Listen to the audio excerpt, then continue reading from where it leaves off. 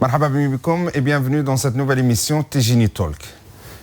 Ce soir, j'ai le plaisir d'inviter deux mamans de deux enfants qui sont partis combattre en Syrie, qui sont partis mener une guerre qui n'est pas la leur, embrigadés par des recruteurs, zélés par des fanatiques, par des extrémistes, par des gens qui ont des intérêts, parfois même financiers, à envoyer des enfants, des jeunes enfants, belges musulmans, dans une terre lointaine qui n'est pas la leur. Ce soir, c'est une émission très sérieuse parce que je vais recevoir deux mamans qui ont eu le courage de venir nous parler de leur souffrance, de leur solitude, de leur calvaire, de leur incompréhension, de leurs doutes, de leur souffrance, de voir leurs enfants chéris, parfois mineurs, comme le cas de Nora, de voir leurs enfants partir du jour au lendemain sans se rendre compte, sans voir rien venir.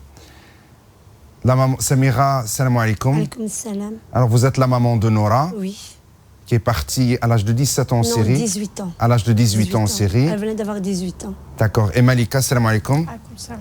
Alors vous êtes la maman de Ahmed. Oui. Ahmed, c'est pas le vrai nom de votre fils. Non. Pourquoi vous n'avez pas voulu qu'on dit le vrai nom de votre fils? Par sécurité, tout simplement. Vous avez peur pour lui? Bah oui, comme je pense qu'ils sont réprimandés là-bas, il vaut mieux que ça reste comme ça, quoi. Alors Samira, Nora, c'est le vrai nom. Oui, c'est son vrai nom. C'est son vrai nom. Oui. Parce que moi, j'estime que le jour où ma fille elle est partie, c'est pas à moi à me cacher. Elle s'appelle Nora, elle restera Nora. D'accord. Malika, Ahmed, il est parti à l'âge... à quel âge? Il avait 20 ans. Il avait 20 ans quand il est parti en Syrie. On va essayer de comprendre qu'est-ce qui s'est passé. Parce que j'imagine que vous-même, jusqu'à maintenant, vous n'arrivez pas à comprendre ce qui s'est passé. Non. Mais on va essayer petit à petit, je vais essayer de comprendre avec vous ce qui est incompréhensible. Samira, si vous pouvez nous résumer l'histoire de Nora. Comment il s'est retrouvé déjà dans cette situation de vouloir, je ne sais pas, partir en Syrie? Si vous avez des idées maintenant... Oui, ben, l'histoire avec le temps. Avec le temps, avec beaucoup de recul depuis qu'elle est partie, j'ai cherché à comprendre et me rappeler tout comment ça a pu commencer. Nora, c'était une jeune fille tout à fait ordinaire, comme tant de filles qu'on voit. Elle aimait la mode, elle aimait ses amis, elle allait à l'école, elle avait une vie sociable vraiment comme toute jeune fille. Mais souvent, elle me disait qu'il y avait un manque, quelque chose lui manquait, tout ça. Elle me disait ça. Et je disais, mais qu'est-ce qui te manque? Qu'est-ce qui ne va pas? Elle disait, elle-même, elle ne le savait pas. Puis un jour, elle a commencé à s'intéresser à notre religion musulmane, puisque moi et la maman ici présente, nous sommes de confession musulmane. Elle a commencé à chercher, à comprendre. Et c'est vrai qu'elle était plus épanouie. À partir de quel âge elle a commencé à s'intéresser à sa religion? 16 ans, vraiment. À l'âge de 15 ans? Oui, 15 ans, vraiment à fond. Elle a commencé à chercher, à connaître, à lire. Mais pourquoi, à votre avis? Parce que... Franchement, je ne sais pas pourquoi. Pour moi, c'était naturel. C'était comme nous-mêmes, on est éduqués comme ça, on est musulmans. Pour moi, je ne voyais pas le mal.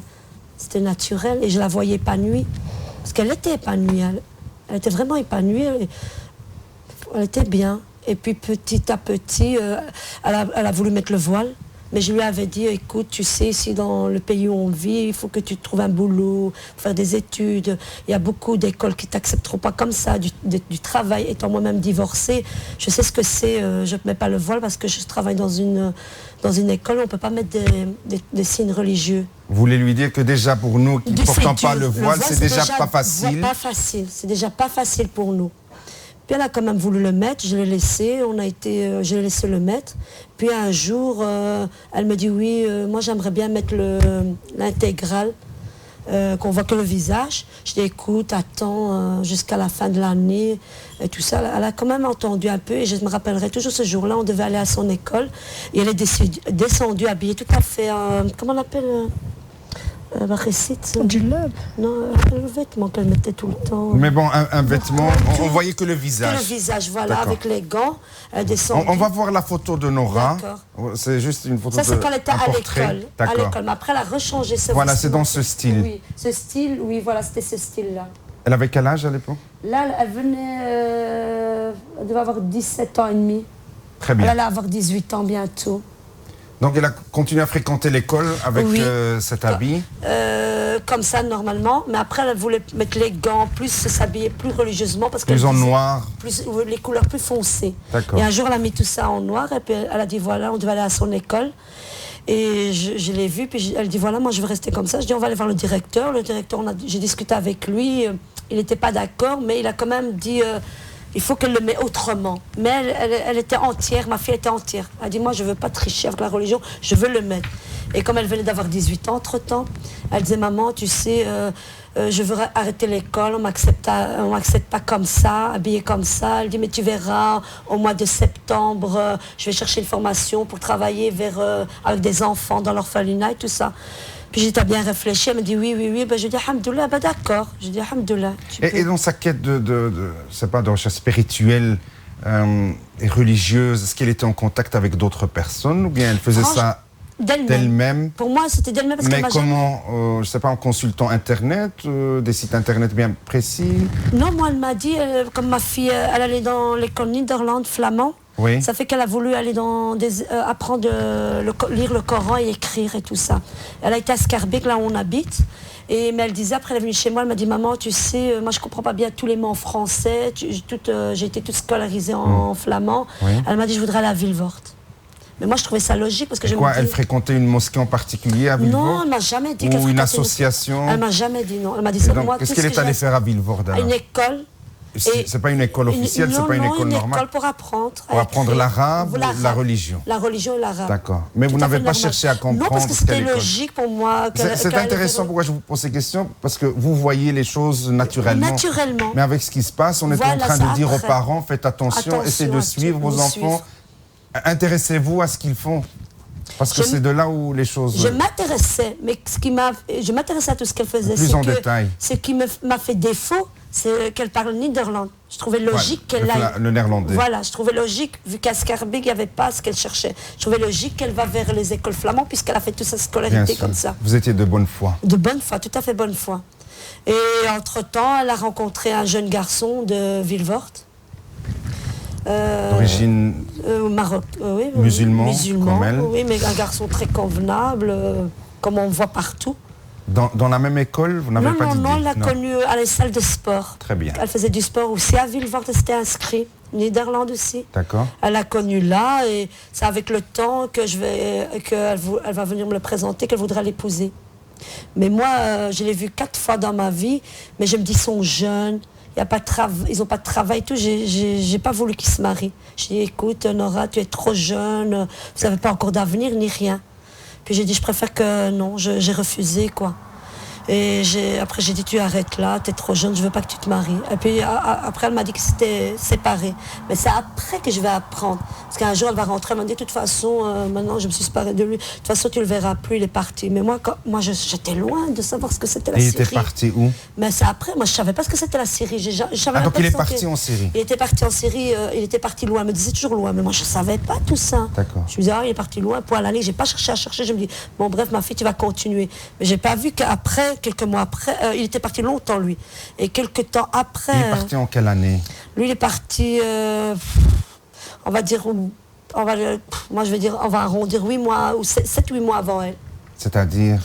Ça devait être 2012, fin 2012, quelque chose comme ça. Fin 2012. Ouais. Avec les premières qui sont parties de Villevort. Le premier contingent, on va dire. Oui. Quand elle vous l'a présenté pour la première fois, il était comment? Il avait quel style? Normal, comme les jeunes, habillés de vêtements pas training, vraiment bien habillés, des beaux vêtements de marque. Normal. Mais donc il ne portait pas des signes qui indiquaient qu'il appartenait ou bien qu'il était religieusement plus orthodoxe que... Non, normal. Normal.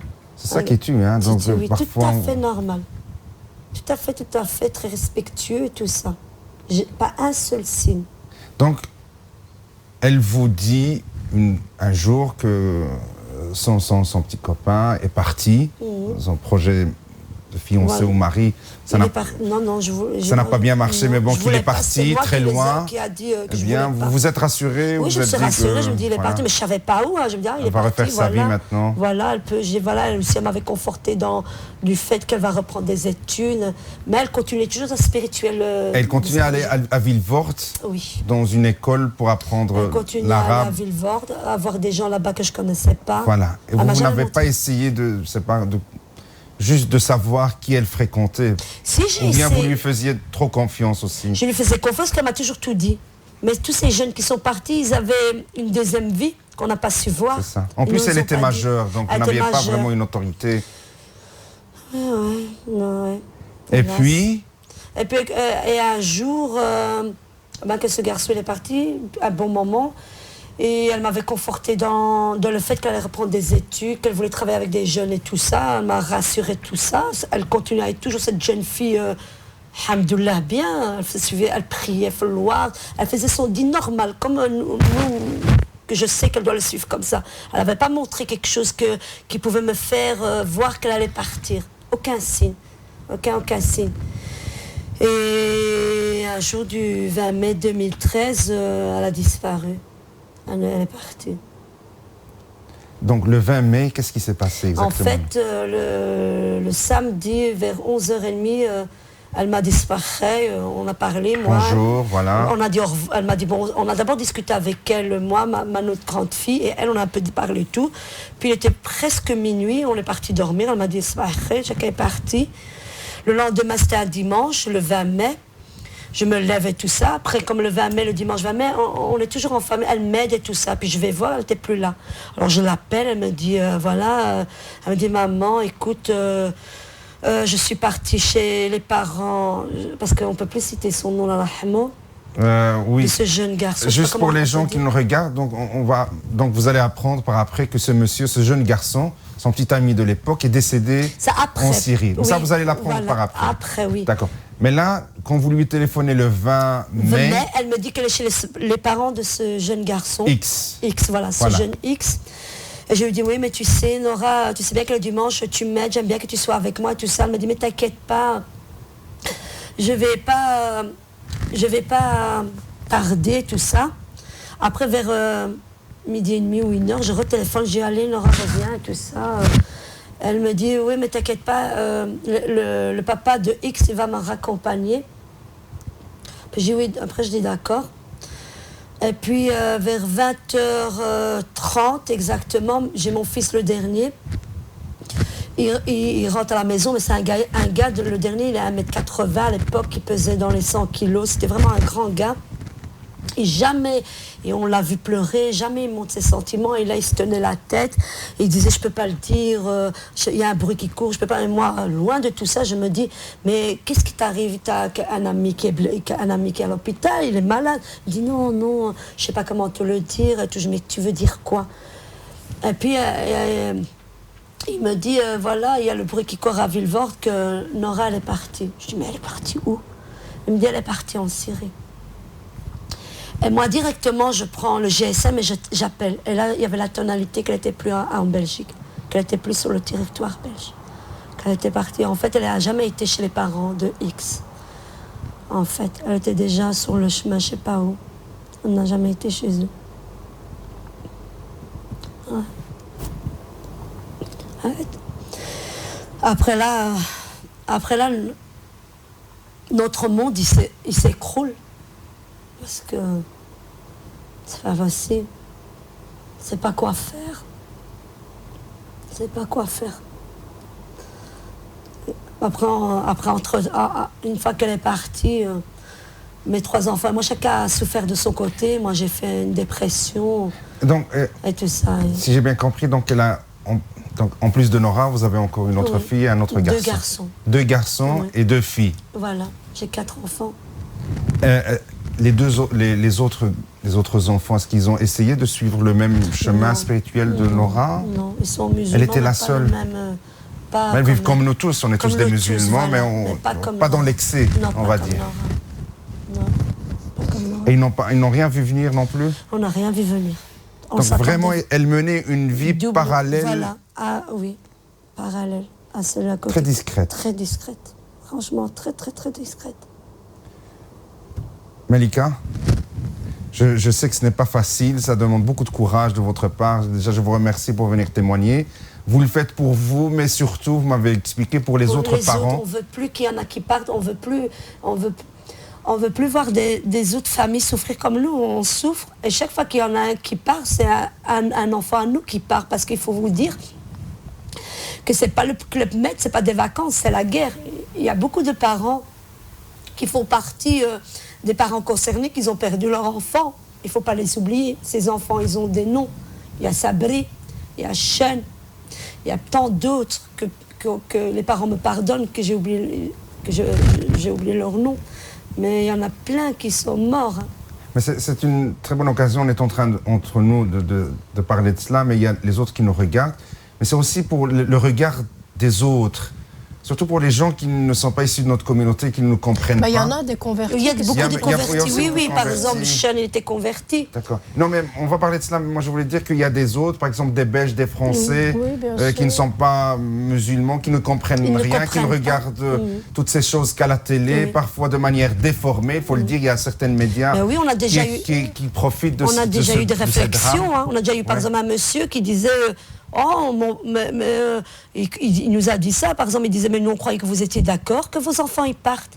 Je dis, mais vous êtes fous. Vous avez souffert de ça, il y a des gens qui... Mais oui, on souffre de ça, vous imaginez. Déjà rien que l'État qui les considère comme des terroristes.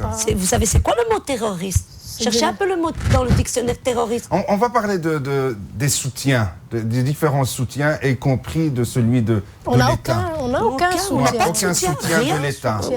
Ni de l'État, ni des gens. Même de notre communauté. Même de notre communauté. Vous vous sentez... Vous êtes seul. On est seul. Vous êtes abandonné.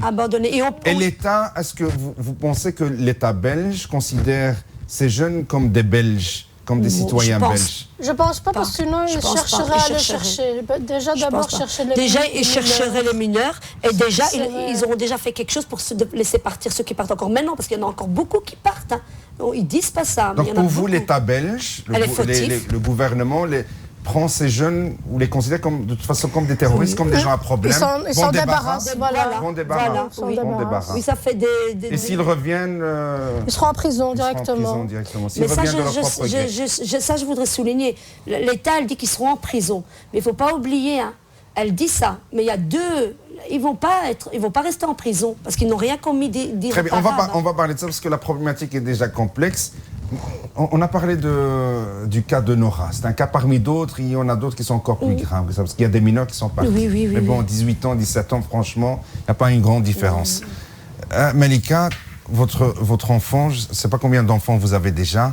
Avec lui, 6. J'ai 6 enfants. Et lui, c'est le plus... Troisième. C'est le troisième. Et donc, comment vous avez vécu son départ? Comment vous l'avez appris déjà? Qu'est-ce qui s'est passé? C'est comme une gifle, hein. Du jour au lendemain. Moi, c'était la police qui était venue pour me dire où était votre fils. Alors, d'abord, est-ce que, comme pour le cas de Nora, est-ce qu'il était, je ne sais pas, est-ce qu'il était plus religieux? Moi, mon fils, c'est en 3 mois. 3-4 mois qu'il a vraiment connu la religion. Parce qu'il Il avait quel âge déjà? Il priait pas. Oui, normal, comme tout le monde. Comme tous les jeunes de maintenant qui se cherchent un peu. Hein. Comme Drari de Scarbeck. Voilà, comme tous les jeunes, oui. Voilà, il cherchait. Mais là, c'est... Il allait à l'école à cet âge? Non, il travaillait déjà. Il travaillait. Il faisait quoi? C'est un soudeur. Un soudeur. Oui. Voilà, il travaillait, normal. il a arrêté. Puis là, il a commencé à... Il me dit, je veux connaître la religion, apprendre le Coran. Comme ça, du jour au lendemain? Oui, du jour au lendemain, oui. Vous dites que c'est une bonne chose, hein, pour un parent. Oui, c'est une bonne chose en tant que musulman, c'est normal. C'est une bonne chose, mais ça a été tellement vite, foudroyant. d'un coup. C'est pas comme nous, quand les jeunes, on apprend petit par petit, dans la mosquée, les petits, ils commencent à 5 ans. Là, ça a été... Et puis, en 3 mois, vous avez vu la transformation de votre enfant ou pas? Oui. Bah, pour nous, c'était une fierté. Hein. Il a laissé pousser la barbe? Laissé pousser, mais comme il n'a pas... pas grand-chose, ça ne pousse pas tellement. Il commençait à mettre un vêtement une djellab comme ça, de temps en temps, pour aller à la mosquée. Pour aller à la mosquée, il le mettait. Mais quand il allait ailleurs, ou il allait à Vilvoorde, D'accord. non. Encore une fois, il y a Vilvoorde qui ressort. Bah, C'est pas si Vilvoorde, parce c'est que un hasard ou... Non, tous les enfants Non, qui sont partis, ils ont un point commun. Tous, c'est Vilvoorde. C'est ça que j'aimerais bien savoir. Qu'est-ce qui s'est passé? Parce que c'est le cœur. Tout s'est passé bien. à Vilvoorde. ils se rejoignaient là, Ils ils se se rejoignaient retrouvaient là. là. On peut dire que peut-être il y avait un réseau organisé à Vilvoorde. Il y c'est avait le- des recruteurs Oui, qui c'est les s'activaient à recruteurs. Vilvoorde. Voilà, Ouais, logiquement, c'est c'est à la police de D'accord. faire ce boulot-là. Très bien. Mais On c'est le rôle de l'État. De l'État, Ils ont oui. des services de sécurité Voilà, qui ça, devraient eux. normalement nous protéger, Voilà, nous contrôler tout protéger. ça. Mais l'État savait tout ça. Hein. Oui, oui. D'accord. ça- Ah, vous avez appris L'État par la savait suite que tout l'État ça savait. Oui. et a laissé faire ses recruteurs. Et ça, je ne comprends pas pourquoi. Oui, Mais oui, c'est ça des, avait- Parce que maintenant, c'est ils des sont graves retrouvés. accusations, hein, Madame Malika. Bah, j'accuse parce que c'est vrai. Vous avez des éléments qui indiquent que l'État savait et a laissé faire pour voir peut-être ce qui allait se passer ou... L'État comprenez pas. était au courant. S'il bien. n'était pas au courant, il ne viendrait pas chez moi. Moi qui étais ignorante de où était mon enfant, ils viennent me dire où est votre enfant en sachant qu'il Alors, était parti en Syrie. Très bien. Alors, Moi-même, est-ce qu'il a je ne le disparu savais. du jour au lendemain? Est-ce que vous avez constaté sa disparition le jour Non, je n'ai même pas ou quelques constaté. jours après? Non, parce que pour moi, mon fils, Il habitait avec vous? il habitait avec nous, mais ça lui arrivait d'aller dormir chez des amis, d'aller... D'accord. C'était des choses qui étaient normales en tant que jeune. Et au moment de son départ en Syrie, il n'est pas revenu à la maison pendant combien de jours? Ou bien vous l'avez plus vu?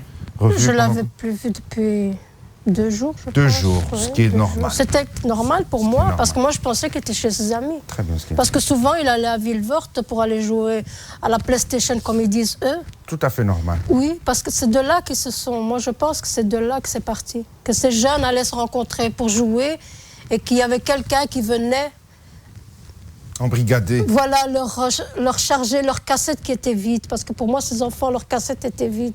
Et qu'il fallait bien la remplir par ces recruteurs qui ont bien fait leur boulot. Parce que c'était un boulot qu'ils ont fait là. Oui, parce que nous, il faut dire, par exemple, ma fille, c'est quand même 18 ans d'éducation, que eux, ils ont balayé en moins de temps que nous. Et ils sont très forts. Hein, Très, mais très c'est fort. ça le... Vous imaginez, nous, on C'est a, le on a rôle mis des 18 gourous, ans des pour les faire recruteurs. grandir. Et eux, ils nous les ont enlevés en quelques mois. Alors, il y a la police qui vient chez vous, Oui. Madame Malika, à la maison. Oui. Et qu'est-ce qu'on vous apprend? On m'apprend que mon fils n'est plus là. Et on me dit, où est votre fils? Je dis, mais j'en sais rien, moi, où est mon fils? Il me dit, non, vous savez où est-ce qu'il est. Mais non, je ne sais pas où est-ce qu'il est, mon fils, moi. Donc déjà, ils vous accusent Oui, on nous comme si vous accuse, étiez oui, oui. coupable. Oui, Bah oui, oui, oui. C'est comme moi, ils me demandent des questions, et des fois je leur dis, mais si je savais vous répondre, est-ce que je serais en Syrie? Des questions, vous vous dites, mais c'est quoi ces questions? Et Bah, je dis, je n'ai pas là. Il me dit, bah, vous êtes convoqué demain, vous venez au commissariat central. Bon, oui, pas de problème, je viens. Mon fils, il n'est pas là. Si vous voulez vérifier, allez vérifier. Sa chambre est vide. Je dis, mon fils, il est mineur. 18 ans, ils sont mineurs, majeurs, pardon. Ouais. Ils sont majeurs ici, ils font ce qu'ils veulent. Ça arrive qu'ils vont dormir chez des copains, qu'ils partent 2 jours, 3 jours. quelque chose de tout à C'est fait normal. Bah, quand je suis partie chez eux, les questions commencent. Où est votre fils? Ah, je ne sais pas. Bah, vous savez qu'il est parti en Syrie. Comme ça, vous savez qu'il est parti en Syrie. Bah oui. Je dis non, je ne sais pas qu'il est parti en Syrie. Moi, je ne sais pas où est-ce qu'il est. Et donc, il vous annonce ça comme une information banale, Ouais. alors que j'imagine que pour un parent... Non, mais évidemment, apprendre- c'est un choc. Par exemple, moi, Est-ce qu'il y avait un soutien psychologique, Non, je sais non, pas, non. au Quand c'est commissariat de comme- police, est-ce non. qu'il y avait, je sais Chez pas, moi, ils sont venus. Bah non, vous êtes interrogé en tant que comme un suspect. criminel, vous voulez. comme un suspect. Moi, ils sont venus chez moi aussi, les fédéraux. Ils ont, avec leur brassard, ils ont montré un papier pour dire qu'ils avaient le droit de fouiller tous les gens qu'ils étaient, moi et mes enfants, et qu'ils avaient le droit de nous prendre tout ce qu'il y avait là et la chambre de Nora, tout ce qu'il y avait dans la chambre de Nora. Ça, c'est très important. J'imagine que pour les autorités et les responsables politiques de notre pays, ici en Belgique, qui nous regardent, le sentiment qu'ont ces parents, et j'imagine d'autres parents, parce que vous vous êtes organisés en collectif, c'est que la police, les services de sécurité vous considèrent comme des suspects. Ah oui. Qu'on est complice aussi. C'est ça qu'ils disent aussi. Hein. Que vous les avez laissés faire. Mais moi, je n'ai pas laissé faire. On l'a pas fait. Moi, Parce que c'est eux qui- moi, je ne connaissais pas la Syrie. Avant Moi que non mon fils plus. ne parte, je ne connaissais pas la Syrie. Pour moi, la Syrie, c'était un pays inconnu. c'est Est-ce que, tout. parce que Malika, vous êtes venue très jeune en Belgique, Oui. n'est-ce pas? Oui. Vous êtes ici en Belgique depuis 40 ans. Oui.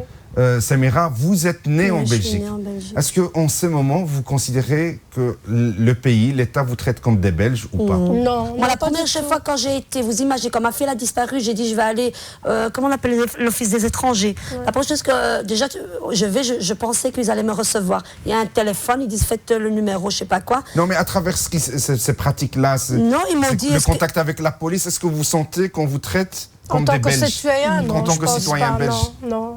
Non. Non, on nous traite en tant que musulmans. C'est ça l'image qu'ils ont de nous. On est musulmans, oui, mais on est belges. Mais pour eux, vous êtes uniquement musulmans. Pour eux, on est musulmans, c'est tout. C'est tout.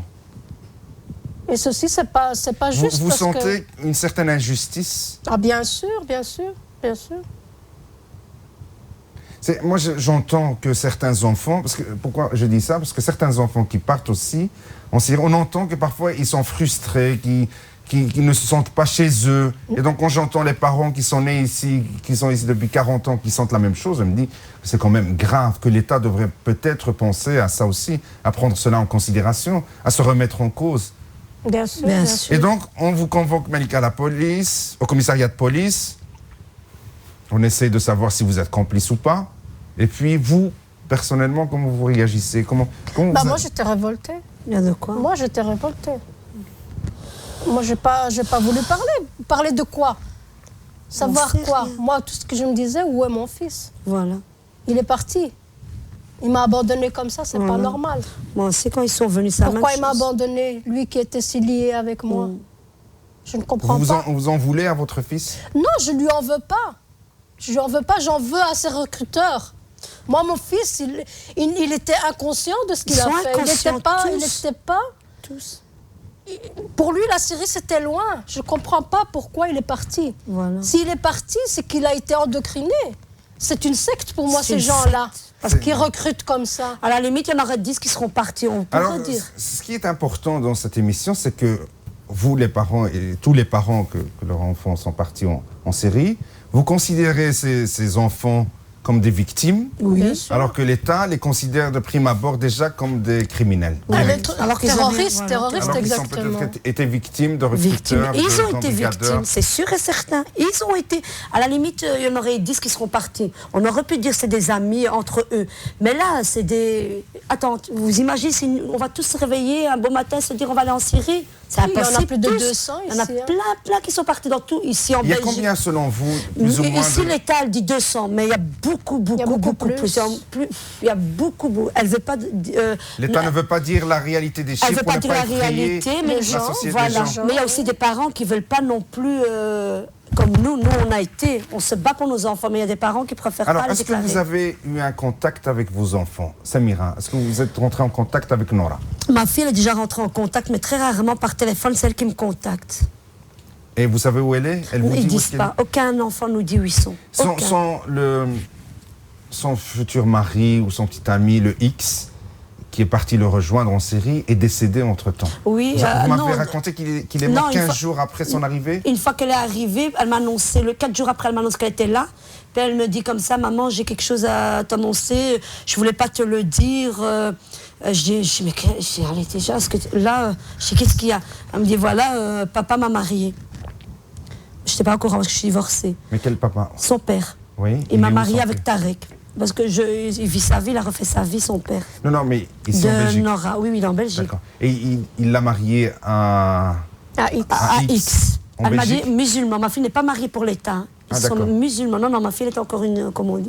Oui, mais elles se sont mariées ici en Belgique. Ils sont mariés, mais elle ne m'a jamais dit. D'accord. Je n'ai jamais su. C'est après, quand elle va être là-bas, qu'elle va me dire, maman, je vais te dire maintenant la vérité. J'ai été demander à papa s'il voulait bien me marier avec Tarek. Parce que j'avais dit entre-temps... On dit X, Tarek, maintenant voilà, mais bon, c'est le prénom. Oui, X. Il est mort contre. Et j'avais, comme ma fille, elle suivait bien les piliers de l'islam, j'avais dit à mon ex-mari, je l'avais appelé, je dis, écoute, Nora, elle suit très bien l'islam et tout, il lui manque une chose. C'est le mariage, ce dont j'ai refusé. Je dis, attention, elle va venir chez toi, puisque tu ne vois pas ta fille ni rien. Elle va venir chez toi, elle va te demander, toi, tu vas dire oui, puisque tu ne vois jamais ta fille. Et ça s'est avéré vrai. Donc il n'a pas écouté. Il ne m'a pas écouté. Si je peux le rappeler, si je peux me permettre, donc votre mari est belgo-belge, belge de souche. Donc Nora est issue ce qu'on appelle communément un couple mixte. mais élevé dans l'islam et dans nos traditions. Et malgré ça, donc, votre mari, le Belge de souche, lui a autorisé de se marier selon la tradition musulmane. Voilà. Voilà, mais pas de manière légale. Non, pas légale. Et 2 semaines après, elle me retéléphone, elle m'annonce qu'il est décédé. Son mari. Oui. Et malgré ça, elle est restée. Pourquoi? Vous lui avez demandé Oui, je lui ai demandé tout, mais elle était comme un robot. Elle disait. Ça y est, elle était endoctrinée, c'est fini. Elle disait, je sais pas ce qu'elle m'a renoncé comme ça. Elle m'a dit, maman, faut pas que tu pleures. Voilà, X, il est shahid, il est tombé shahid, il est martyr, Inch'Allah, ne pleure pas, alhamdoulilah. Pour eux, c'est une fierté de mourir en shahid. Et donc, pourquoi il est resté? Pour continuer le djihad? Non, elle dit que c'est pour, elle dit que c'est pour Allah. Elle dit aussi, par exemple, une fois, j'ai entendu plein d'enfants. Je me dis, pour moi, un pays en guerre, pour toi, je suis vraiment... J'entends parler, je dis, mais Nora, comment ça se fait qu'il y a des enfants? Elle dit, c'est des enfants qu'on nous pose, que les parents sont décédés, des Syriens de là-bas. Elle dit, moi je vais... Mais elle avait, entre-temps, la police, quand ils sont venus fouiller, qu'ils ont pris tout chez nous, ils avaient pris des lettres confidentielles pour qu'elle avait eu le temps d'écrire et cacher dans sa chambre. Et ils déposent tout ce qu'ils ont confisqué sur la table et je vois des lettres, je dis qu'est-ce que c'est. Ils ont jeté un coup d'œil, ils ont dit oh là là, ils disent c'est des lettres personnelles pour chacun des membres de la famille, c'est-à-dire moi et sa sœur et ses 2 frères. À la limite, franchement, je m'en fous de ce qu'ils ont pris, l'ordinateur, nos GSM, tout. Ça, à la limite, je m'en foutais, je voulais ça comprendre. Mais ils n'ont pas voulu. Mais entre-temps, les fédéraux vont souvent se faire rappeler à nous, ils vont souvent venir nous interroger chez moi, ils vont souvent venir m'interroger chez moi. Et à fond de long, j'ai dit, est-ce qu'il n'y a pas moyen que je récupère? Et pour finir, ils m'ont fait j'ai pas récupéré les lettres originaux, mais ils m'ont donné une photocopie et elle expliquait un peu, une lettre pas à Dieu, mais l'amour qu'elle éprouvait pour nous. Et cette lettre, je l'ai toujours dans mon sac. C'est comme un porte-bonheur. Elle explique. Oui, je comprends. Malika, vous êtes rentrée en contact avec votre fils? Vous lui avez parlé? Il l'appelle de temps en temps, quand ils peuvent appeler. Voilà. Et qu'est-ce qu'il fait sur place? Est-ce qu'il vous explique un peu ce qu'il fait? Non. Ils n'expliquent pas. Mais vous-même, vous ne cherchez pas à savoir ce qu'il fait. Vous cherchez à savoir comment il va, quelle situation qu'il a et qu'est-ce qu'il fait exactement. Qu'est-ce qu'il... Et quand vous essayez de lui demander de retourner en Belgique... c'est une chose qu'il ne faut pas dire, parce que si vous le dites, ils ne vous rappelleront plus. Et c'est le seul lien qu'on a, c'est qu'ils nous appellent. On a appris avec le temps à ne pas poser trop des questions, on va dire. Il y a des questions qu'il ne faut pas poser. Parce que c'est le seul lien. S'ils coupent avec nous, comment on va faire? C'est peut-être la secte ou l'organisation dans laquelle il se trouve qui leur peut-être demande de ne pas rentrer dans des détails ou de ne pas... Ils sont surveillés, au moins, ou bien ils sont surveillés, oui, sûrement. Alors, quel est le regard de la société belge sur vous et sur vos enfants? Comment vous vivez ça? Les médias, par exemple. Moi, par exemple, parlons des médias. Les médias, par exemple, moi, au début, j'ai voulu faire connaître la cause de ma fille parce que je voulais la récupérer et raconter son histoire pour que ça n'arrive pas aux autres. Avec les gens de notre, je ne sais pas si on peut dire notre communauté, ça va, alhamdoulilah, ils me disent, écoute, tu dois continuer ton goba, ne baisse pas les bras, on va faire des douhats pour ta fille, pour qu'elle revienne, et tout ça. Mais ça va, on va dire, ça va. Ça va avec eux, mais... Voilà, c'est plus un soutien moral qu'autre chose. Oui, mais après, ça va se retourner, ça peut se retourner. Après, maintenant, regardez, je vais en enfer à cause de eux. Ils veulent en faire un monstre. Qui? Les médias. Oui, expliquez-nous. Chaque fois maintenant, chaque fois qu'il y a une fille voilée de la tête aux pieds, on ne se gêne plus pour mettre... Alors que de quel droit ils donnent le nom de famille? Parce que la vie privée, j'ai des enfants, j'ai une vie, on doit le respecter. Maintenant, ils ne se gênent plus pour donner son nom, son prénom de famille. Pour bien comprendre, pour bien expliquer à nos téléspectateurs, vous me disiez qu'il y a certains médias, surtout de la presse écrite, qui n'hésitent pas à associer le nom et le prénom de votre fille. On l'appelle comment déjà dans ces médias? On l'appelle la veuve noire. La veuve noire. La terroriste. La terroriste. Celle qui recrute. D'accord. Et donc, à chaque fois qu'il parle de la Syrie ou bien de recrutement, on associe votre fille à ces problèmes. Voilà, et quand vous tapez son nom, ce prénom... On va voir peut-être une photocopie d'un article. Oui. Voilà, par exemple. Voilà. C'est une photocopie que vous m'avez livré. Voilà, de quel droit David Bouton... Non, non, on ne va pas citer son nom, mais bon. Ah ben, a écrit ça. Est-ce qu'il a soulevé le voile? Il a vu qui c'était, ça peut être n'importe qui. Hein. De quel droit il dit que c'est Nora la veuve noire continue à recruter sur le net. C'est du n'importe quoi. Donc pour vous, ce n'est pas vrai, c'est une exagération. Non, pas du tout. Il faut penser que nos jeunes qui sont là-bas pensent... et on ne sait pas ce qu'ils vivent là-bas, on ne sait pas. Hein.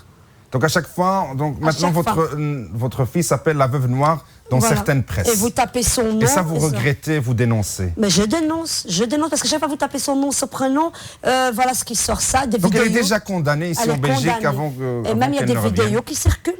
J'ai été voir ces vidéos, on m'a dit va voir les vidéos, j'ai été voir.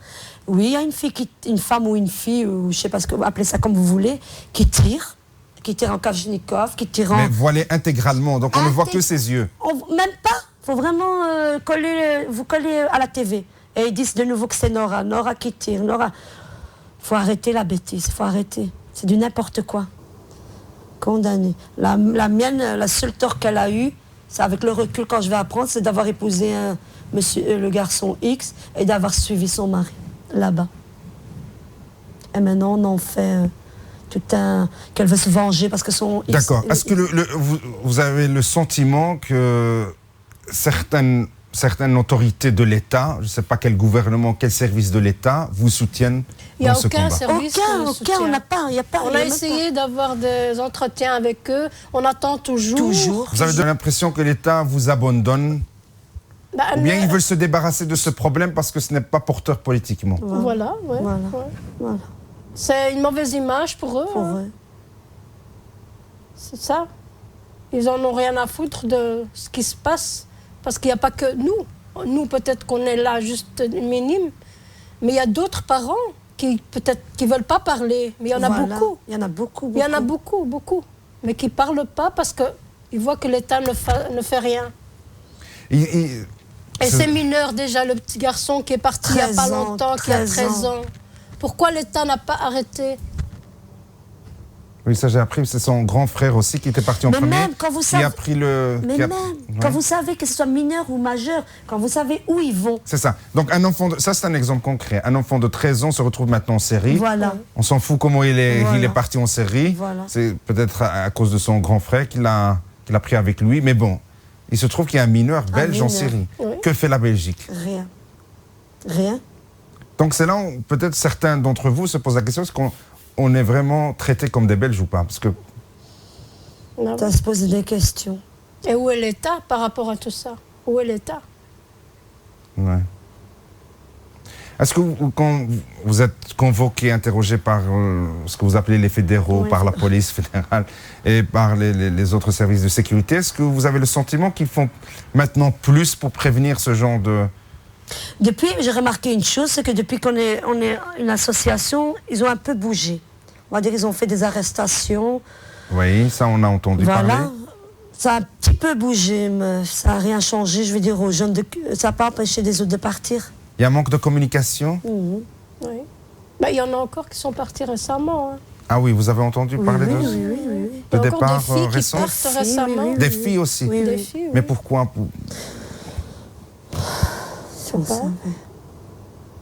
Pourquoi?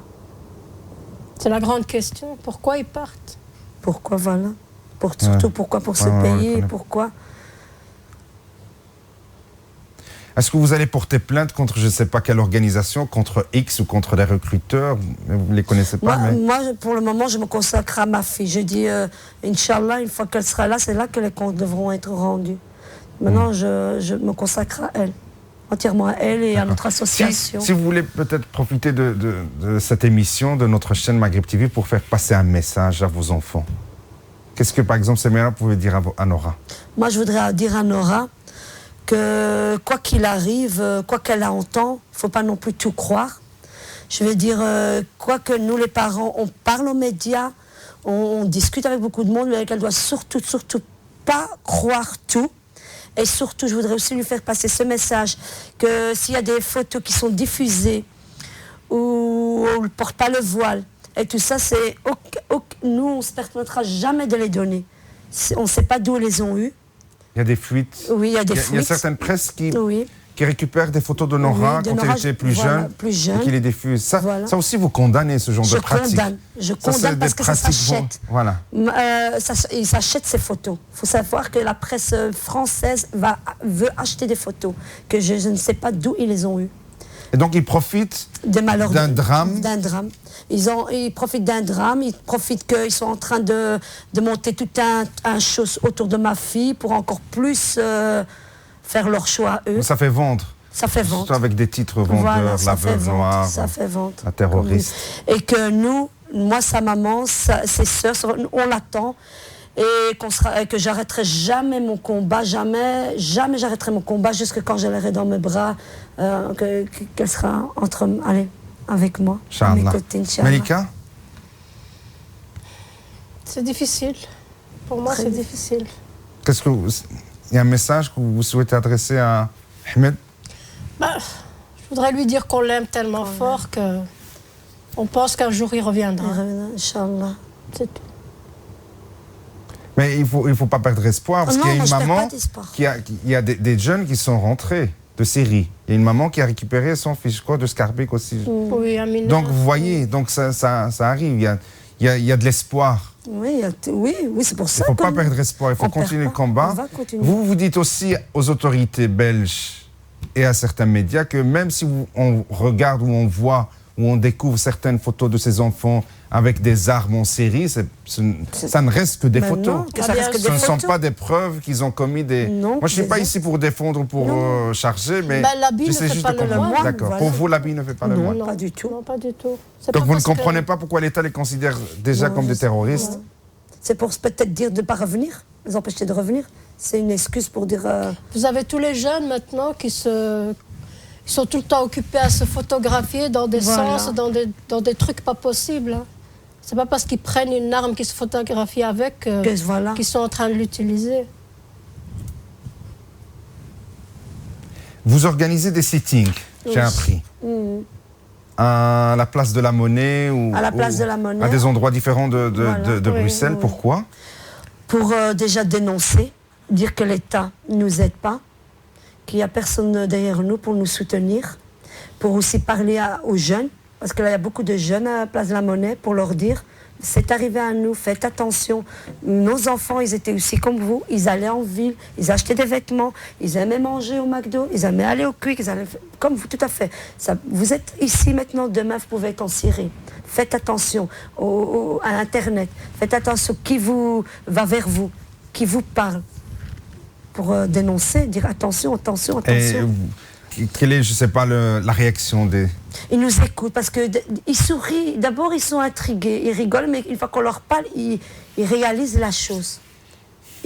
Certains imams ici, en Belgique et à Bruxelles spécialement, ont mis des fêtoirs pour interdire aux jeunes de rejoindre cette guerre en Syrie. Est-ce que vous pensez que c'est des choses ça peut prévenir? Moi, je n'ai pas entendu. Je ne sais pas, vous me l'apprenez ici. Il y a même l'Arabie Saoudite qui... Ouais, moi, j'ai vu ça, j'ai lu ça dans la presse. Mais bon, vous pensez que c'est une bonne chose, sans plus? Parce que les recruteurs, ils sont mieux organisés. Oui, voilà. Ils sont plus forts que nous. Ils sont beaucoup plus forts que nous.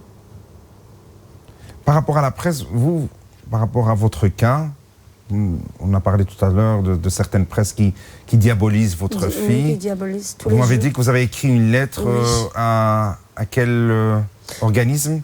Du journaliste, la déontologie journalistique.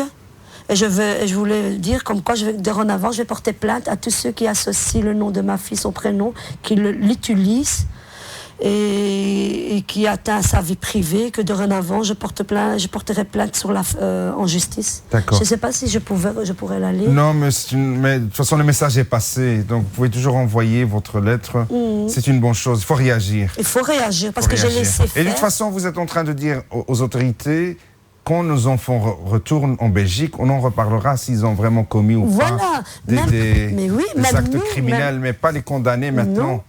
Déjà, l'État ne leur donne pas une chance de revenir. Voilà. Ces enfants, ils ont peur quand vous leur dites « mais reviens ». Mais je ne vais pas revenir pour aller en prison. Mais voilà, parce que l'État, elle dit comme ça, elle dit c'est des terroristes, quand ils vont venir, ils seront condamnés. Mais elle ne dit pas après ce qu'il y aura. c'est Et normal. donc pour vous, c'est un normal. argument qui les pousse, Ah, qui les rester- encourage à voilà, rester encore rester. sur place, Mais au elle lieu dit de pas- retourner, parce qu'il y a voilà. des jeunes qui veulent retourner. Mais peut-être. sûrement. Ils se rendent compte aussi qu'il y a des choses qui ne sont pas vraies là-bas, Sûrement. qu'il y a des exagérations, Voilà. qu'il y a des Voilà. profiteurs de Sûrement. cette guerre. C'est pas leur On combat. profite C'est pas de leur leur combat. C'est pas leur C'est pas leur combat. Donc, combat. mais pourquoi ils sont partis ça, Voilà, c'est ça. C'est un autre débat. Et je voulais, je ne sais Oui. pas si cette émission elle passe dans le monde entier, parce que je voulais aussi Oui. parler d'un cas d'un jeune garçon qui est diabétique, qui a besoin de soins, qui est parti en Syrie et qui a besoin de soins. Et si on m'entend en Syrie ou que ce garçon il a besoin de soins, parce que le diabète a besoin de toujours être Soigné, bien voilà, sûr. faire sa piqûre et Inch'Allah, que s'ils peuvent l'amener à l'hôpital et pouvoir qu'il puisse se faire soigner, ce jeune garçon. Oui, mais il n'y a pas que lui, j'imagine. Non, il y a d'autres. plusieurs, que tous les gens qui sont Mais malades. comment ils vont le reconnaître? Mais de toute façon, votre appel, il est général. Voilà, généralement, C'est- tous ceux qui sont malades. Voilà, n'associez pas ces Voilà. jeunes enfants Voilà. à votre guerre qui n'est pas la Qui n'a leur. pas la leur. Moi, je préfère. Ou bien respecter les droits de Respecter, l'homme. voilà, leurs S'il y a droits. des jeunes qui sont malades, Voilà, qu'on emmenez-les les soigne. plutôt à l'hôpital, soignez-les Voilà. plutôt qu'à les emmener au champ Et même, de c'est bataille. pas, et même, c'est pas leur guerre. C'est encore mieux, c'est de nous les renvoyer, tous ces jeunes Belges. C'est pas leur Exactement. place là-bas. Et un autre message, comme ça je ne me fais pas votre porte-parole, mais j'essaie de comprendre, c'est que vous demandez à l'État d'être plus compréhensif, de vous soutenir plus et de soutenir surtout vos enfants pour qu'ils fassent tout pour qu'ils reviennent. Voilà. Parce que pour l'instant, ce n'est pas le sentiment que vous avez. Non, non, pas Non, du non, tout. pas du tout. Pas du tout. On est abandonnés. Parce que parfois, on entend qu'il y a un Belge ou un Français qui est arrêté dans une prison mexicaine, condamné à 20 ans pour trafic de cocaïne et de drogue, et qu'on voit que les services diplomatiques de la France, de la Belgique, mettent combattre tout en contre- œuvre Mais pour oui, récupérer ce citoyen, Mais ce il y a eu même- concitoyen, faut même mais pas- pour vous, alors qu'il y a des Voilà. centaines de Il faut- jeunes Belges. Voilà, il ne faut même pas aller si loin. Par exemple, il y avait une histoire en France avec un enfant d'un ministre, on lui a volé son iPod, je sais pas, il a mis toute la police contre ça. D'accord, mais Un bête voilà, truc. donc c'est ça Alors que ça, c'est ça votre message. Je vous remercie Merci à beaucoup vous. Merci pour à votre vous aussi. patience, pour votre Merci. courage, Merci. pour votre présence avec nous. Je sais que c'est pas facile. Non, c'est pas facile. J'espère vivement que vous allez récupérer vos enfants, que tous les autres parents Inch'Allah. récupèrent qu'on pense leurs fort à enfants, eux. retrouvent leurs enfants. que Qu'on vous pense pouvez- fort à eux. Et qu'on n'entend qu'une chose, c'est qu'ils reviennent. Qu'ils reviennent. Quoi qu'il arrive, tout a une solution. Allez, on va dire Inch'Allah. Inch'Allah. Merci. Quant à moi, chères téléspectatrices, chers téléspectateurs, je vous dis au revoir et il est liqa fi haqqa ukhra min barnamaj Tijini Turk. Ma as-salama.